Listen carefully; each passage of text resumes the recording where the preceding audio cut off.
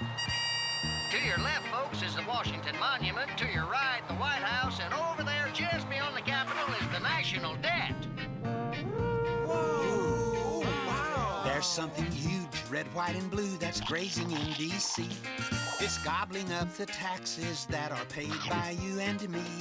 It doesn't seem to notice we really can't afford the billions that it's costing us to pay its room and board. It doesn't roam, but seems content to dwell on Capitol Hill. As long as trucks keep pulling up with tons of greenback bills, we've got to feed the big guy. We really can't forget. It has an awesome appetite, Tyrannosaurus debt. The debt was born in 1790 when our new government took over $75 million the colonies spent in the Revolutionary War. We've got to feed the monster so it doesn't get upset. It's got an awesome appetite, Tyrannosaurus debt.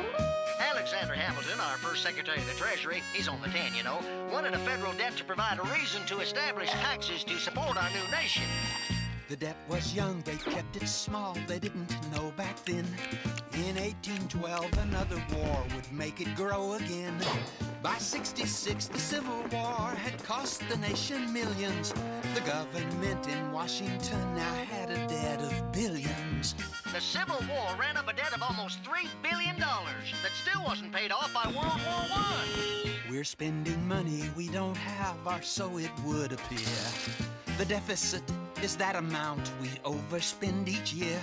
Though congressmen and senators make vows to cut its size, despite their honest efforts, the debt just seems to rise. Now the debt's over $5 trillion and still growing. A balanced budget would be great to spend within our means and stop the monster in its tracks before we bust our seams. It feeds on just the interest. Its appetite is whet. It never ever stops to rest, Tyrannosaurus debt.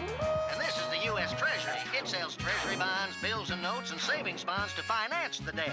The U.S. government promises to pay the owner interest plus the value of each bond at a future date. We've got to try to tame the debt and bring it down to size. To let it grow unchecked like this is certainly unwise. The debt's a monster problem that we really can't ignore. I guess we should be grateful that it's not a carnivore. We got to keep on servicing our trillion-dollar pet. It's got a monster appetite, Tyrannosaurus debt. A fiscal misadventure with trillion-dollar dentures, Tyrannosaurus debt. Feeding time is all the time.